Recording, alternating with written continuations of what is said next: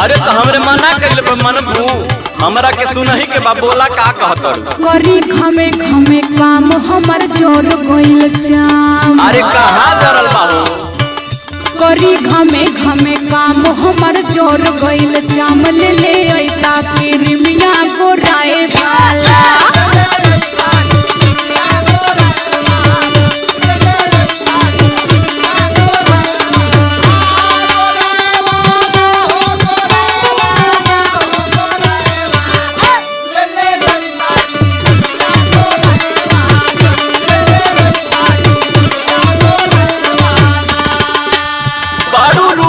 खजाना कैलू असही दीवाना।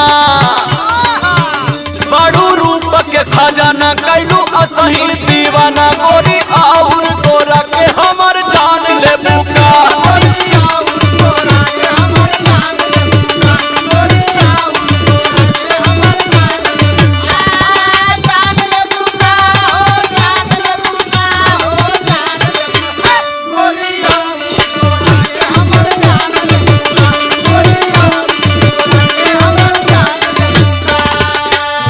अच्छा जब लियावे के भला तबे हम गोटो के लोगे लगली। हाँ ऐसे पहले तो कबो ना कहत रहला कि हम गोर है हम सुंदर है।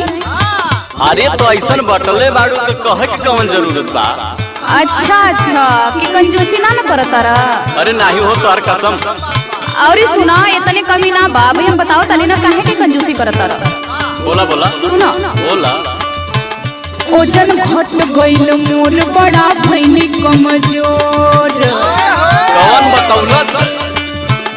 ओजन घट गइल मोर बड़ा भइनी कमजोर। ले ले ऐता कोनो टानिक मोटाए वाला।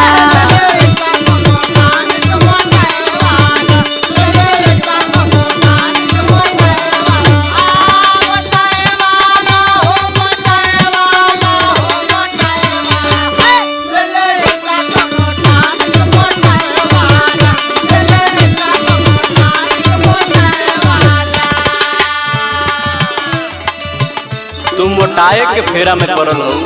और का तोहार वजन वैसे ही बढ़ गइल बा और मोटाए के कहतड़ू। अरे तो हमरे चली ना जाता देखो तारा ना गिर जाता री। अरे तो उल्टे बतियावत हो।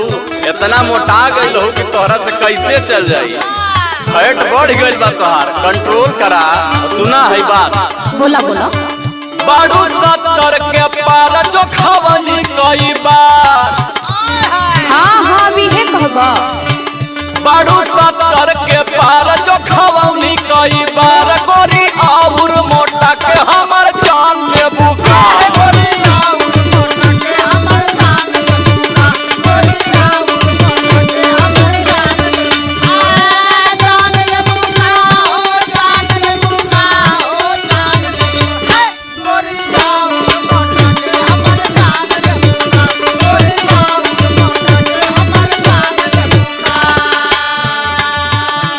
अच्छा छोड़ा कुछ न करबा हम जाना था तो के कुछ न करबा। अच्छा तो के करत लेकिन एगो बात कही। बोला।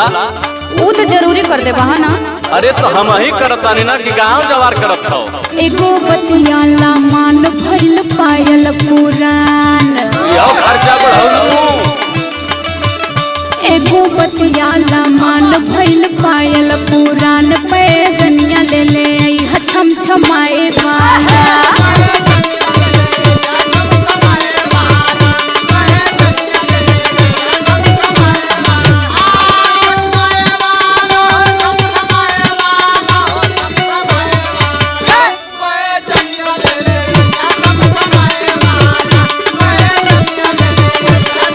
तोहर रूप रंग चाल ढाल वैसे ही जान मारबा।